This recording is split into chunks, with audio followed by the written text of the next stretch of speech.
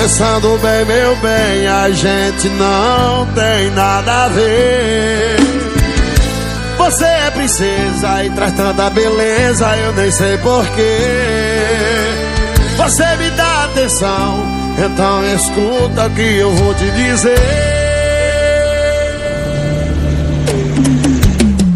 Eu sou filho do mato, eu venho da roça. O meu pai foi vaqueiro, minhas mãos são grossas. Eu não sou doutor, topo de engenheiro. Não tenho dinheiro, só trago comigo meu cavalo ligeiro.